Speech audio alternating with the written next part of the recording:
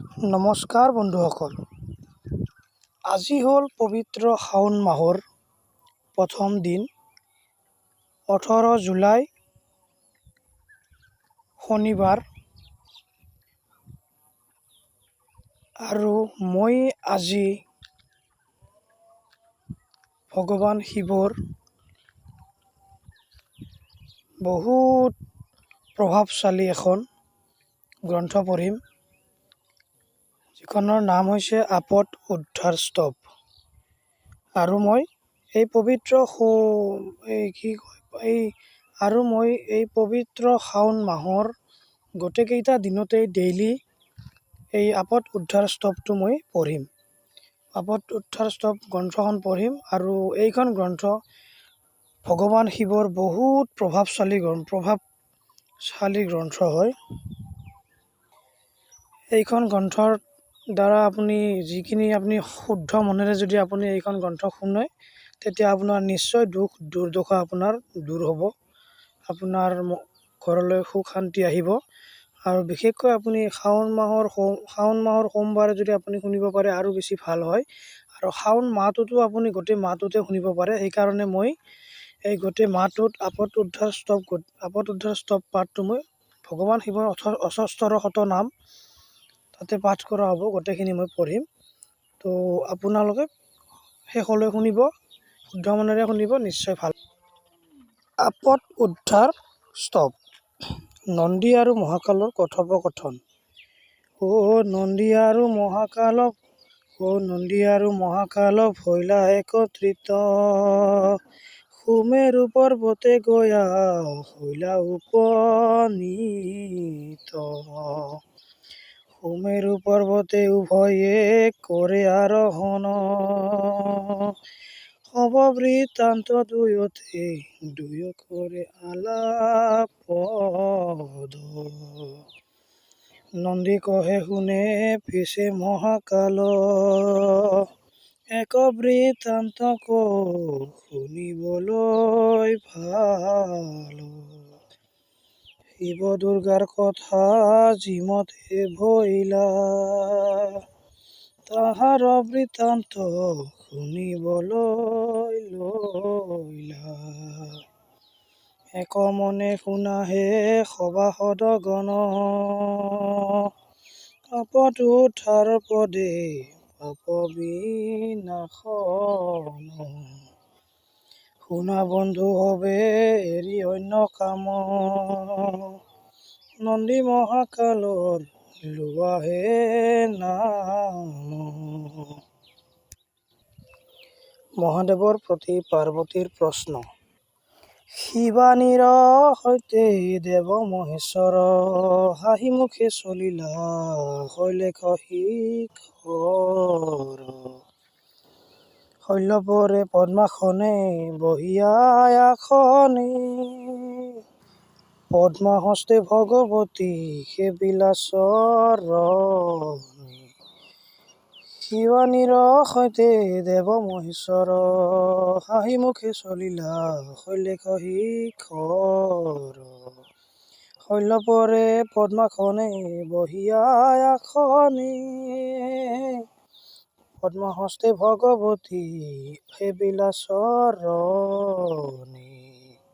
মধুৰ ভাষে এক কথা কহে শিৱানী, এটি নিবেদন প্ৰভু শুনা শুল পানী। শনি আদি গ্ৰহ যত তোমাৰ সাক্ষাতে, ৰং মনে কেলি কৰে সুমেৰু পৰ্বতে। এতেকে গ্ৰহণ কোপে ভগে নৰগণ, কিমতে নিবাৰণ শুনহে বিৱৰণ। শুনিবলৈ ইচ্ছা প্ৰভু কোৱা ভাঙি পাতি, বিৱৰি কোৱা মোক দেৱ পশুপতি। পাৰ্বতীৰ প্ৰশ্ন উত্তৰ, আপদ উদ্ধাৰ স্তৱ আৰু মহাত্মাৰ বিৱৰণ। পাৰ্বতীৰ বাক্য শুনি কহে পশুপতি, শুনা কওঁ তত্ত্ব তাৰ শুনাহে পাৰ্বতী। কওঁ বৃত্তান্ত শুনা স্থিৰ কৰি মন, শুনিলে সুখ হয় দুখ বিমোচন। এক ভক্ত আছিল মোৰ নামে পিংগলা, তাহাৰ বৃত্তান্ত শুনা অভয়ামঙ্গলা। নানাবিধ মহাপাপ কৰিছিল পাৰ, কৈলাশ পৰ্বতে আহি শৈলাই উদ্ধাৰ। পিংগলাই পিছে মুঠ লৈলা শৰণ, নিষ্কৃতি পাইলা পাছে তাৰেই কাৰণ। গৰিবলন্ত পিছে কোৱা প্ৰাণপতি, কোনো কাৰণে তেওঁ পাইলা মুকুতি। শিৱে বোলে সেই কথা শুনা যতনে, কৈব হব কথা থাকে যত মানি। মোৰ অস্তৰ শত নাম আছে অন্য পাম, তাৰ গুণ তাৰ পূৰ্ণ হৈলা নমস্কাৰ। অষ্টবিধ গ্ৰহ ব্যাধি আছে ত্ৰিভুৱনে, সকলো বিনাশ হয় যে নাম শ্ৰৱণে। এহি শুনি কৰিবাছে বুলিলা বাণী, অস্তৰ শত নাম কোৱা মত স্বামী। কৰি কথা শুনি শিৱে মৃদু হাঁহি মাৰি, কহিবাৰে লৈলা পাছে কথা বৰ্ণনা কৰি। জপিব নোৱাৰি যদি শুনে মাত্ৰ কাণে, সকলো বিপদ উদ্ধাৰ হব এই শ্ৰৱণে। বিপদত পৰি এই শাস্ত্ৰ পঢ়ে যিয়ে, ত্ৰিশূল লৈ কৈ তাক মই মুক্ত কৰো বিপদে। তৃতীয় প্ৰহাৰত শাস্ত্ৰ পঢ়ে যেইজন, অস্ত্ৰঘাতে তাৰ বিঘ্নি কৰো বিনাশন। সন্ধ্যা বেলাত শাস্ত্ৰ পঢ়াই যিবাজনে, বিপদৰ পৰা ৰক্ষা পায় নিজ গুণে।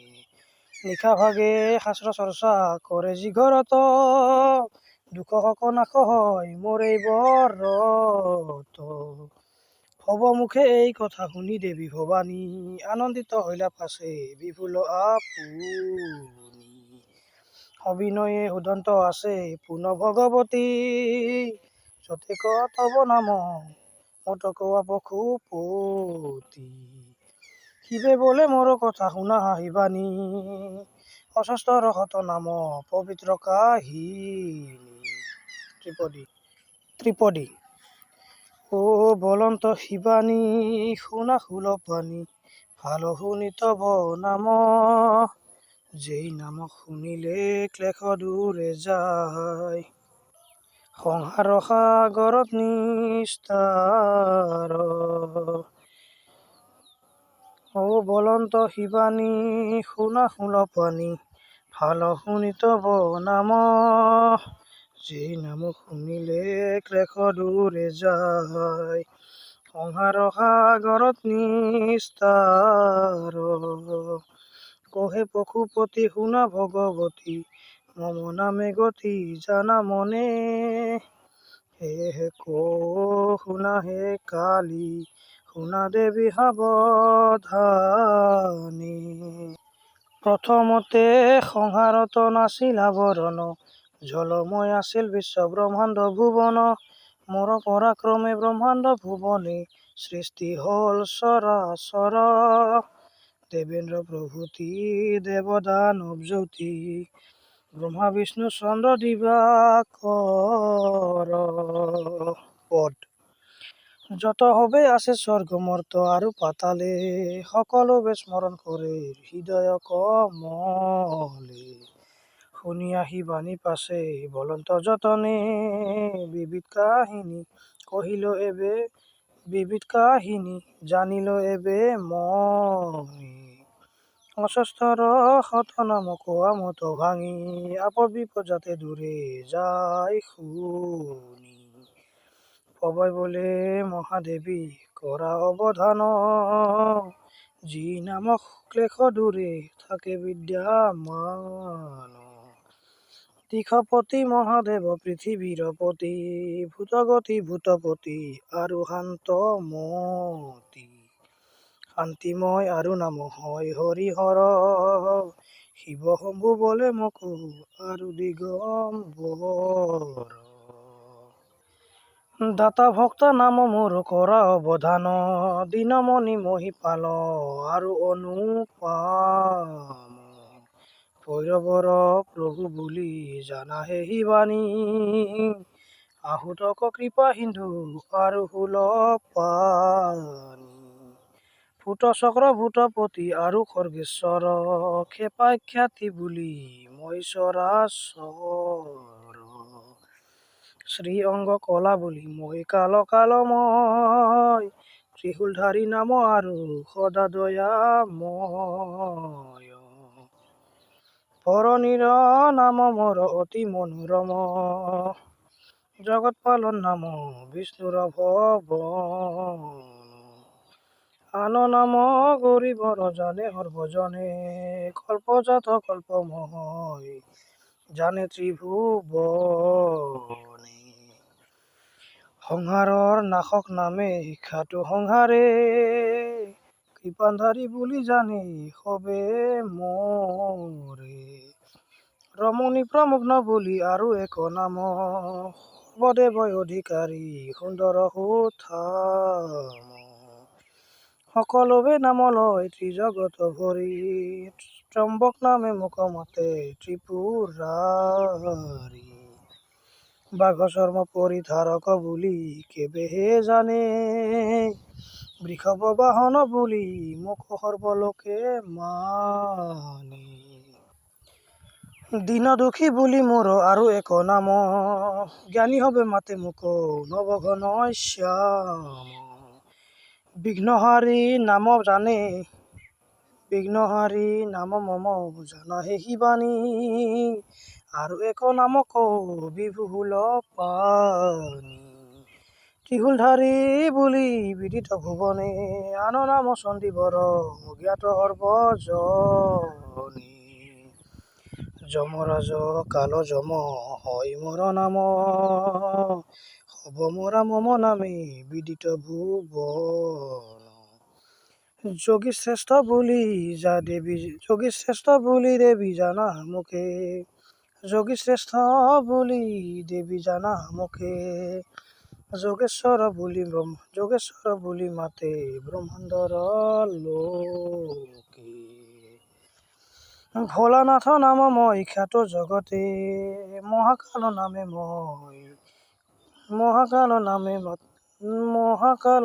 মোক সবে মাতে।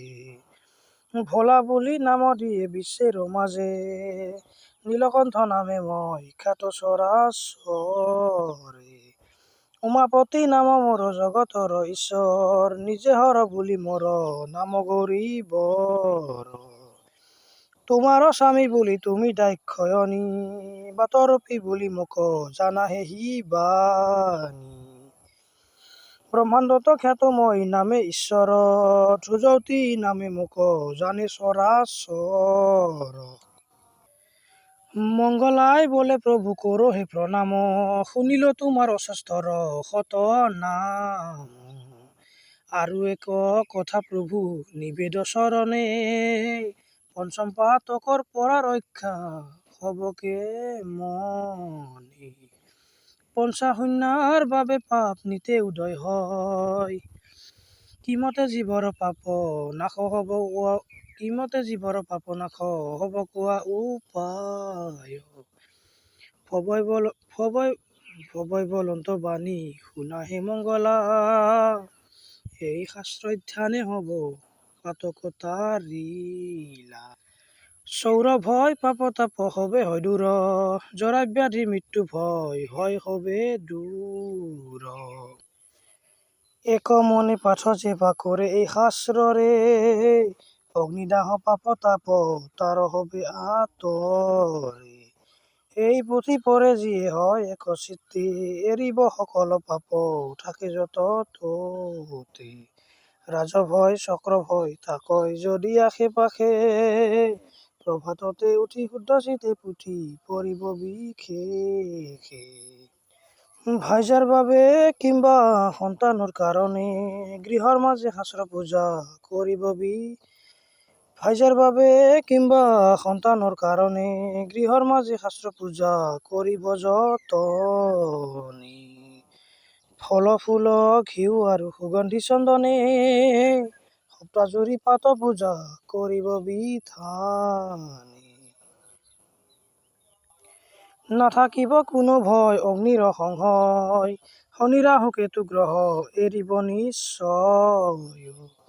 সংসাৰৰ মাজত ভয় যত তত, চৰণ প্ৰহাৰে মই কৰোঁ চৰণ প্ৰহাৰে মই কৰোঁ হত। টমাটো ভাঙিলো প্ৰিয়ে কহিলো বিশেষ, সৰ্বগ্ৰহ গ্ৰহৰ ইষ্ট কৰোঁ তাৰ শেষ। ময়ে ৰাতি ময়ে দিন চন্দ্ৰ পুৰন্দৰ, ময়ে বেদ ময়ে বিষ্ণু ময়ে মহেশ্বৰ। ময়ে ব্ৰহ্মা ময়ে বায়ু ময়ে জ্যোতিৰ্ময়, সংসাৰত সবকে সৃষ্টি কৰিলো নিশ্চয়। ময়ে লতা ময়ে বৃক্ষ ময়ে পাত যত, ময়ে পক্ষী ময়ে পশু বিশ্বময় স্থিত। মোৰে বাবে নদ নদী স্ৰোত বৈ যত, শ্ৰুতিৰূপে মই ছত্ৰ ধৰিছো স্বৰ্গ মৰ্ত। দুৰ্বলৰ বল মই সবলৰ কাৰণ,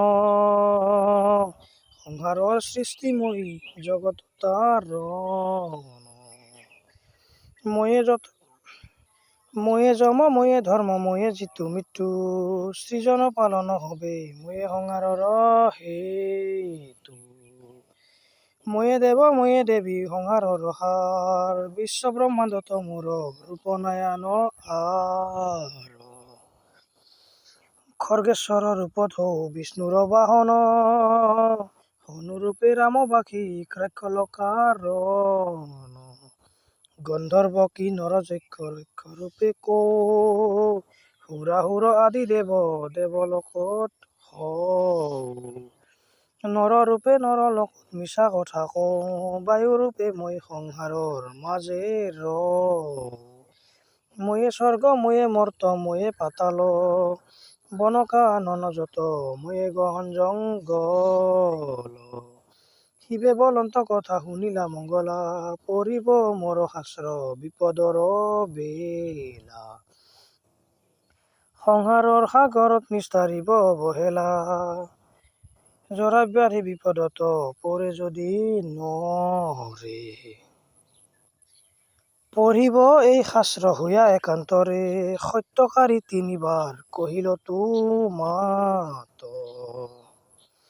দুখ দূৰ হব যদি নাচাৰে আমাত, দ্বাৰা পুত্ৰ কন্যা আদি পাই যেই জন। ৰতন মাণিক পাই বহু মূল্য ধন, অস্তৰ শত নাম যেই নৰে লয়।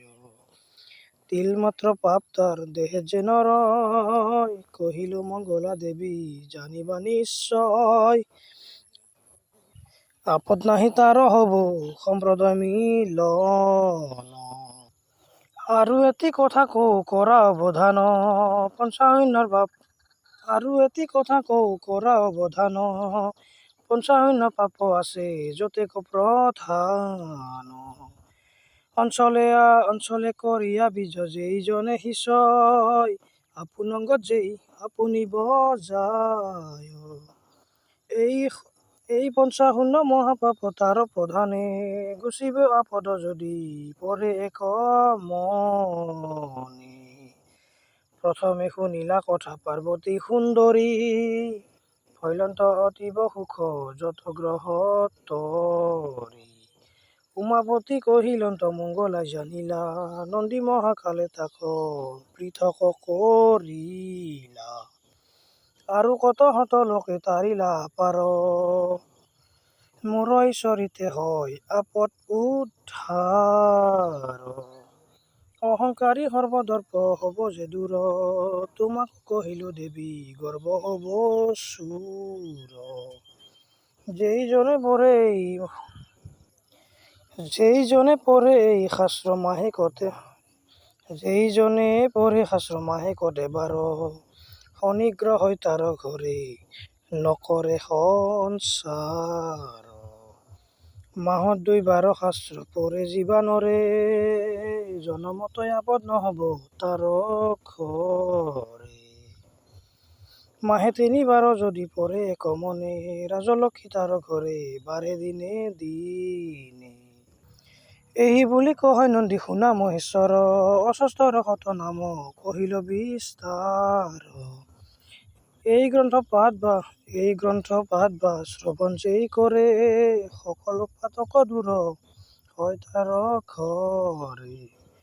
প্ৰত্যেক জন্মৰ পাপ হয় বিমোচন, পবিত্ৰ হয় তাৰ বংশ এৰে কাৰণ।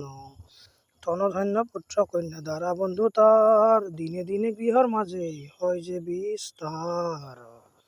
এই পুথি পঢ়িলে দুখ হয় বিমোচন, দুষ্মান তাৰ কৰে নহয় কদাচন। এই শাস্ত্ৰ পঢ়ি মুক্তি পাইলা পিংগলা, স্বৰ্গপুৰে দিলা স্থান অভয়া মংগলা। কোটি কৰো দান যেই পুণ্য কৰে যিজন, সেই পুণ্য লভে পথনে।